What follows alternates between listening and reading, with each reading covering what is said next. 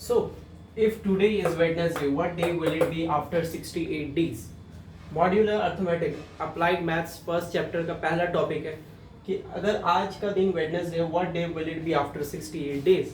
तो इसके लिए व्हाट वी विल डू, क्या हम लोग बैठ के देखेंगे कि वेडनेसडे के बाद अगले 10 दिन बाद क्या आ रहा है, उसके 10 दिन बाद एंड उसके 10 दिन बाद एंड देन 68th डे पे क्या आ रहा है। विल वी डू दैट और will we do something using concept of modular arithmetic. यहाँ पे हम क्या करेंगे, हमें पता है कि एक वीक में कितने डेज होते हैं, 7 डेज होते हैं, ठीक है।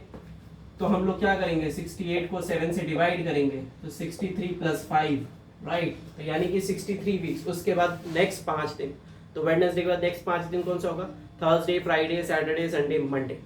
तो इसका आंसर क्या होगा, मंडे, ठीक है।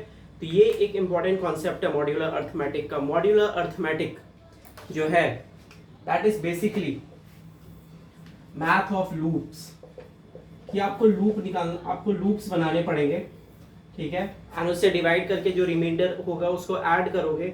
So this is how it works. एक पर्टिकुलर एक एग्जांपल है, ठीक है। इसको आप मैथ ऑफ लूप बोल सकते हो, मैथ ऑफ साइकिल बोल सकते हो, you can call all those things, right. अगर फर्दर बात की जाए तो इस मैथ ऑफ लूप्स में हमारे लिए सबसे ज्यादा इंपॉर्टेंट जो चीज है जो हमें समझनी है वो हमें समझनी है यूक्लिड्स का डिवीजन लेमा, ठीक है। मार्कर नहीं चल रहा दोस्तों, कोई बात नहीं। यूक्लिड्स डिवीजन लेमा, आपको ये चीज बहुत अच्छे से समझने पड़ेगा, ठीक है। और ये बहुत बेसिक चीज है, 6, 7, 8 में हमने बहुत बार ही पढ़ा है। क्या होता है कि dividend is equal to divisor into question plus remainder. याद आ रहा है, बहुत बढ़िया। तो इसका अगर मैं बोलूं कि x is equal to Y into Q plus R, ठीक है, कि अगर आप x को y से डिवाइड करोगे तो आपको रिमाइंडर r मिलेगा, ठीक है। x को y से डिवाइड करोगे तो आपको रिमाइंडर r मिलेगा। ये पता है, बहुत बेसिक है। इसको, ठीक है, इसको हमारे अप्लाइड मैथ्स में हम कैसे यूज करेंगे वो देखते हैं। इसको नोटेशन अप्लाइड मैथ्स में कैसे लिखते हैं, x mod y is equal to r। ये बहुत इंपॉर्टेंट है, ये जो चीज मैंने जस्ट लिखी है, x mod y is equal to r। कहना क्या चाहता है x मॉड y, कि आपने x और y को डिवाइड करने पे जो आपका रिमाइंडर बचा वो r है, ठीक है। तो mod is basically modular, it is to evaluate remainder, ठीक है। तो जब भी बोले x मॉड y तो you are finding its remainder. अगर मैं बोलूं 13 मॉड 2, क्या होगा इसका आंसर, 13/2 6, रिमाइंडर कितना आया 1, तो यू विल जस्ट सिंपली से 1। अगर मैं बोलूं 17 मॉड 3 तो कितना आ जाएगा, 17 को 3 से डिवाइड करो, रिमाइंडर कितना आ रहा है 2 आ रहा है, तो इसका आंसर क्या होगा 2 आएगा, ठीक है। ये इसको इससे याद रखना है, x mod y is equal to r, x is equal to y into Q plus r। ये जैसे भी आपको क्लैरिटी रहे, सिंपल याद रहे, वैसे उसको याद रखने का कोशिश करना है, ठीक है। तो ये बहुत इंपॉर्टेंट चीज है कि इसकी नोटेशन कैसे होगी, राइट। ओके, एक बार जल्दी से इसको लिख लो, फिर मैं इस सारा रब करूंगा एंड देन हम आगे बढ़ते हैं। ओके कूल, ठीक है। अगली जो टॉपिक है कि केसेस ऑफ मॉड। अब 3 तरीके के केसेस हो सकते हैं, राइट। पहला केस है कि आप एक नॉर्मल नंबर ले रहे हो, ठीक है, नॉर्मल जैसे भी लास्ट टाइम दिखाया था। दूसरा है कि स्मॉलर नंबर, जहां पे आपका जो डिविडेंड है वो डिवाइजर से छोटा है, यानी कि x जो है वो y से छोटा है, यानी कि आप जिसको डिवाइड कर रहे हो वो जिससे डिवाइड कर रहे हो उससे छोटा है। और तीसरा, जिसको आप डिवाइड कर रहे हो वो नेगेटिव है। तो 3 चीजें हैं, ठीक है, normal, smaller number, negative number. तो नॉर्मल का देखो क्या होता है, नॉर्मल का सिंपल अभी जैसे बताया था मैंने कि 13 मॉड 12 क्या होगा 1 होगा। मैं यहाँ पे लाइन खींच देता हूँ। अगर मैं बोलूँ कि 7 मॉड 2 1 होगा, आपको पता है 7 को 2 से डिवाइड किया, रिमाइंडर क्या आएगा 1 आएगा। मैं बोलूँ 14 मॉड 2, आप बोलोगे 2, ठीक है। तो नॉर्मल आपको क्लियर है। स्मॉलर नंबर में क्या होता है, मैंने बोला 7 मॉड 12, अब इसका क्या होगा आंसर, 7 को 12 से छोटा है, डिवाइड करोगे तो रिमाइंडर क्या बचेगा 7 ही बचेगा। 7 को 12 से डिवाइड किया तो रिमाइंडर क्या बचा, 12 0 0, 7 इज द रिमाइंडर, तो 7 आया आपका रिमाइंडर। अगर मैं बोलूं 4 मॉड 3, 4 मॉड 8, तो ये भी आपका क्या आएगा 4 आएगा, ठीक है, बहुत बढ़िया। Mod always returns you remainder, इस चीज का ध्यान रखना है। अब सबसे इंपॉर्टेंट नेगेटिव, जिसमें सबसे ज्यादा नंबर कटते हैं, ठीक है, समझ लो, लॉजिक देख लो क्या है। मैंने बोला -31 mod 7, -31 mod 7 नेगेटिव नंबर को डिवाइड कर रहे हैं, ठीक है। तो नेगेटिव नंबर में आपको क्या करना है, कौन सा नंबर है -31, यानी कि 1 सेकंड के लिए मान लेते हैं 31। 31 से जस्ट बड़ा मल्टीपल कौन है 7 का? 31 से जस्ट बड़ा मल्टीपल कौन है 7 का? 7 की टेबल में 7 1 7, 7 2 14, 7 3 21, 28, 35, राइट।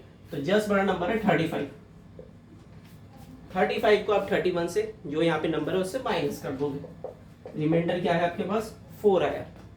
फिर से बताता हूँ, जो नंबर है नेगेटिव में उससे सिर्फ नंबर को पिक करेंगे, उससे बड़ा मल्टीपल ढूंढेंगे, उसमें से वो नंबर माइनस करेंगे, जो आंसर आएगा वही आपका इसका आंसर होगा। तो इसका मतलब -31 mod 7 क्या होगा? 4 होगा, ठीक है। एक बार यार देखते हैं, -29 mod 4 का आंसर बताओ, जल्दी बताओ सब लोग, क्या होगा इसका आंसर? -29 mod 4 का आंसर,